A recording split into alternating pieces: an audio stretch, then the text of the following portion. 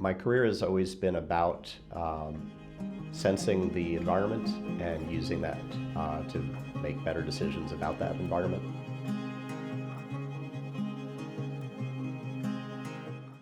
I'm Mike Flaxman. I am the Chief Science Officer of Sand.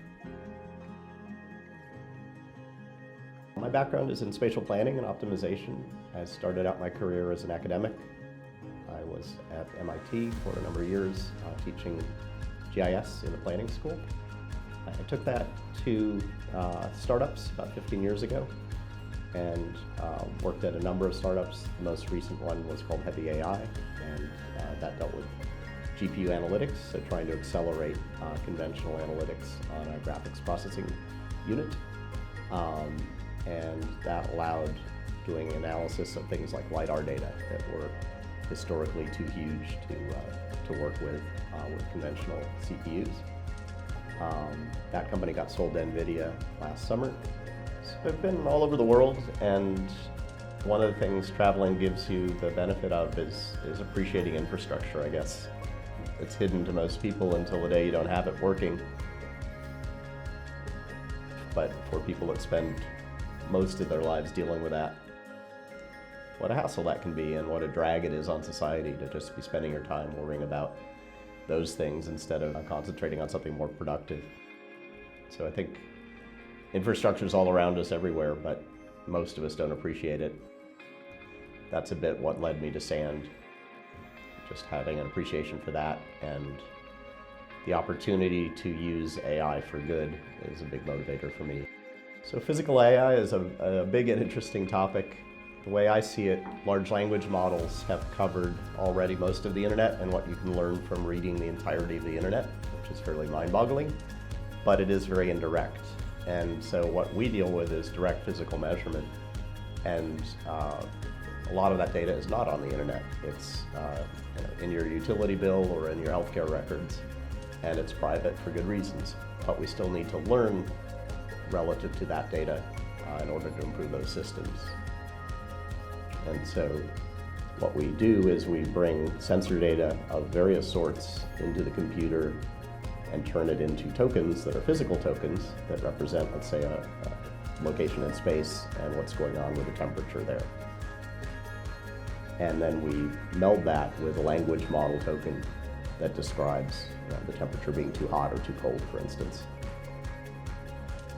But it is a deeper level of intelligence than large language models have been able to do so far.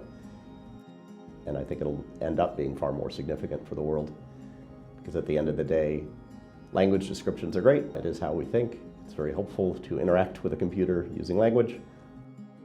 But the physical world is what we need to understand in order to treat water effectively or make sure we have cell phone signal where we need it. So the framework that Sand has developed that resonates a lot with me is called Sense, Analyze, and Act.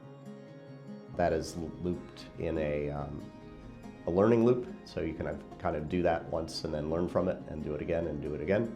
That actually applies across a number of different domains by mapping terrain well and trees well and buildings well and roads well. Those tend to turn up in healthcare, but also in telco and also in waterworks. There are obviously some very high consequence decisions that we want to keep firmly in human hands. On the other hand, there are routine low consequence decisions that make a lot of sense to automate. And so part of intelligence is actually figuring out the difference between those. And the analogy I've always liked is that the perfect AI assistant would be like an English butler. So the English butler kind of goes along and knows exactly when to interrupt you because there's something important and you really need to be interrupted. But otherwise, if something isn't that important, they wait patiently by the side and then they'll tell you when you need to know. The information that's going into world models comes from a variety of different senses, and that's kind of normal as human beings. We have eyes and ears for a reason, and a nose. So we're used to dealing with multimodal data and integrating it, but computers have never done that.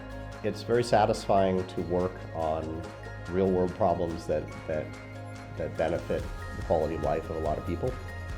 And you can use your AI skills or your technical skills for many, many things, but the work we do is rather critically significant. And so we're saving lives literally in what we're doing with African healthcare, and we are keeping people safe in what we do with water systems, for example. So I find that motivating to be working on real-world problems that impact a lot of people.